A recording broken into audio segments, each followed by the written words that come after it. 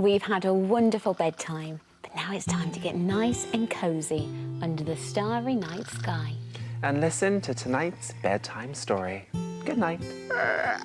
Night-night. Cbeebies Bedtime Story. Hi there, I'm Alex, and I'm here celebrating comic relief with a funny story for this year's Red Nose Day. Have you ever had a bad day and got in a bit of a grump? You know the kind of day I mean, where everything keeps going wrong and just keeps getting worse and worse, and you get so annoyed that in the end you throw a massive wobbler. It can be hard to get away from the wobbler, can't it? But luckily, I've got a story that can help. It's called Barbara Throws a Wobbler, and it's by Nadia Shireen. Barbara was in a very bad mood. "I am not," she said, but she was. It had started in the morning because of a sock problem. And at lunchtime, there had been a strange pee.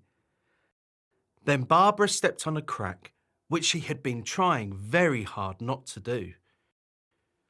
Things were going from bad to worse. Her friends were frolicking in the park.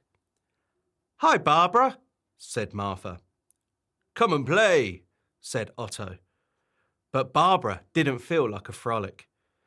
Of course, Barbara had been in bad moods before.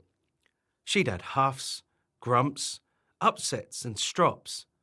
But today was different. Today felt like 100 bad moods wrapped up in one. And when another terrible thing happened, Barbara threw a great big wobbler. And then suddenly, the wobbler was actually there. It loomed over Barbara's head. "What's wrong with Barbara?" said Small Bob. "And what's that weird thing?" Nobody knew. The wobbler hovered in the air, gloopy and heavy, like an angry jelly. Are you okay?" asked Otto. But the wobbler didn't want to talk. So neither did Barbara. "Would you like a cuddle?" asked Martha. But the wobbler was not accepting cuddles. So neither was Barbara. Barbara didn't even want any of Small Bob's ice cream, which was really strange. The wobbler grew and grew and grew. Soon it was the only thing that Barbara could see or feel. She shook her fists and gave a great big yell, but the wobbler wasn't going anywhere. "What if I'm stuck here forever?" thought Barbara. "Let me go," said Barbara. "Let me go," said the wobbler. "Rah!" she shouted. "Rah!" shouted the wobbler. "Stinky bumhead!" shouted Barbara. "Stinky bumhead!" shouted the wobbler. Barbara giggled. "Stop copying me," said Barbara. "I can't help it," it said. "I'm your wobbler. You made me." "I made you?" asked Barbara. "Yes," said the wobbler cheerfully. "You were really upset and angry and sad, so here I am."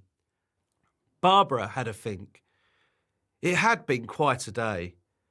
Then she thought some more and said, "Well, if I made you, can't I unmake you?" "Of course," said the wobbler. "You're in charge." So Barbara took a deep breath and started to squish the wobbler down. The wobbler got smaller and smaller and smaller until Barbara could hold it in her paw. "Goodbye, you strange little thing," she said. "Oh, don't worry," chirruped the wobbler. "I'll be back before you know it." And with a pop, it completely disappeared. Barbara saw that her friends were waiting for her. "Are you okay?" asked Martha. "I had a massive wobbler," said Barbara. "But now I feel much less wobbly." Barbara was now accepting cuddles and ice cream. Barbara went back to the park to frolic with her friends.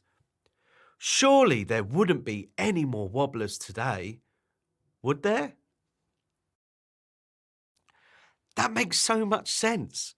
The next time you have a wobbler, just remember you made the wobbler so you can unmake it too. Now it's time for bed. I hope nothing annoys you before you get there, like dropping your toothbrush down the toilet or freezing cold pyjamas. But if it does, just do what Barbara did. Stop listening to that wobbler and you're sure to have sweet dreams. And don't forget, Red Nose Day will be one day closer when you wake up tomorrow morning. Good night.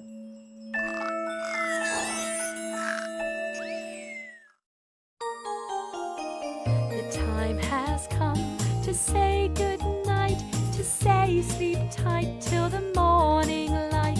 The time has come to say good night, it's the end of a lovely day. The time has come to say good night, to say sleep tight till the morning light.